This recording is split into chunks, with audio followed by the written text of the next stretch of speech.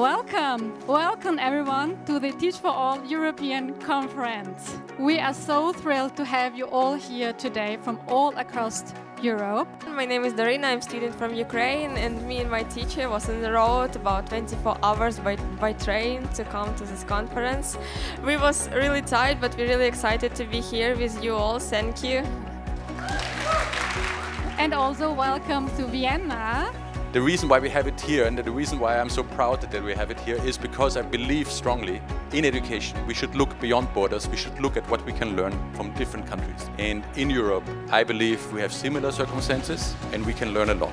It just feels so important to come together with shared values and purpose and vision to really think together about what we can do to develop a different future in developing the leadership, the collective leadership in our classrooms and kids and our fellows and alumni and in ourselves to put our world on a better trajectory. It's great to be in a room with so many people who want to change the education system of the future, because a lot of change is needed. Europe is going through very deep structural challenges. 1 in 5 European students lack basic literacy and numeracy.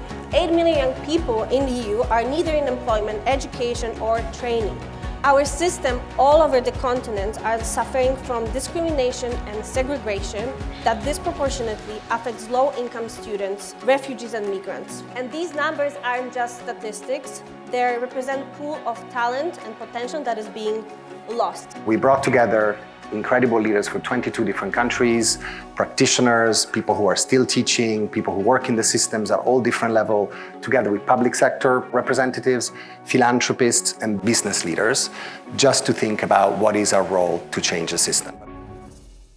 In Europe, a country like Finland, a good majority of teachers feel society is with me. Every day I face really difficult challenges, but I can trust that my job will be valued by the society around me. You can look at the other end, you have Portugal, Sweden, France, Slovak Republic, where it's less than 1 in 10 teachers who feel society is with them. We need to turn that around. But you find countries like Denmark, Danish kids come out very well on the academic level. But what is interesting, they also come out really well on the social emotional outcomes, because they teach academic outcomes not at the expense of social emotional skills, but through social emotional skills. Of course, knowledge is important because you can't develop cognitive skills without having knowledge as a construction material for analytical skills and all the other skills we need to develop. But people with a lot of knowledge have done some terrible things throughout the history of the world.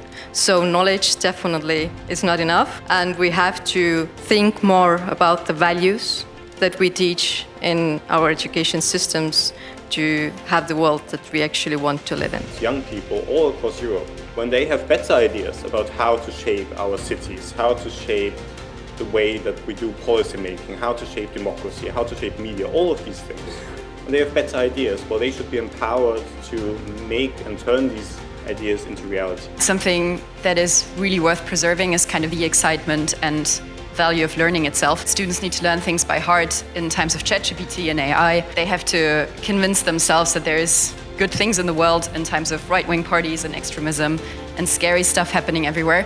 I think it's really difficult to keep that excitement alive and to frame knowledge as something that really gives you agency and gives you a way of navigating through the world. Being with you here today really shows that you are convinced about this value of knowledge and that you want to give that to young people, and I think that's an amazing thing to see, and that's really something the teaching profession in some way does to the world. We have so many forces, so many people, so many institutions that are actually intent on convincing us that it is not possible. We think that the world can be a better place and that we can contribute very modestly to that. I think this is what has made Teach For possible, but is what makes Teach For actually necessary and urgent now. Every day there are more countries taking the same route. Every day there are more people joining forces, and that makes me optimistic that despite everything that we see, we can actually advance.